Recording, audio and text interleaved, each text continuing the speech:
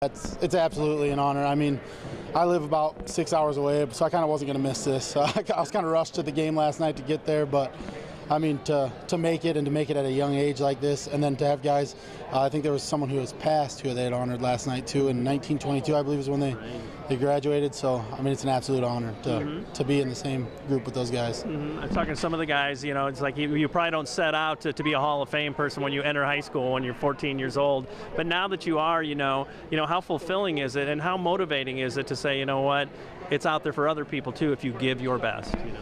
Oh, it's absolutely motivating. I mean, for me, I had no expectations of that whatsoever, and I don't think any of my coaches really did when I was young in high school, and it wasn't really until my senior year in all sports that I kind of, things took off a little bit, and then in college, collegiately, they took off exponentially more.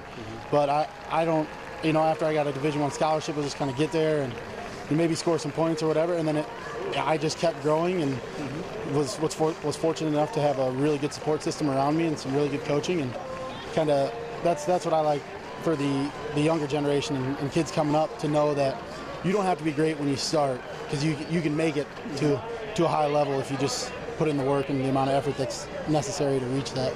Well, some people choose not to be great, you know, by saying, I'm not going to pursue it. You've obviously locked in for the long haul too. I mean, what was that motivation, and where did the foundation of your time in Geneseo fit into that, do you think? I enjoyed athletics. I enjoy competing a lot. I think any athlete that really wants to be good does. And for me, after I went to school, in college, it was my freshman year.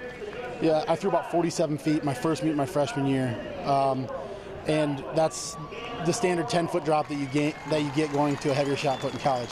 But by the end of my freshman year, I threw about 56, which was almost matching my high school PR. That's when I kind of thought, hey, you know, maybe I can do this. A couple years later, I threw 60 feet, and then it really took off, and I ended up throwing almost 67. But I mean, something had to happen for me to realize that I could do it at a high level, and I didn't know that I was going to get to reach that level until maybe sophomore year of college, when I thought, hey, now I have a level to actually shoot for, as opposed to before I was just out there trying to get better, trying to get a little better, and it just kind of kept going up. So yeah. One last thing, you know, as you looked at all those fresh faces last night that are wearing the green, I guess too, what's your message to guys that are competing right now who, you know, they might not be college athletes, but they're representing this town now? I mean, what's your challenge and encouragement?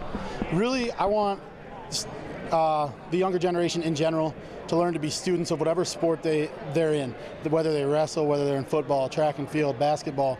You got to learn.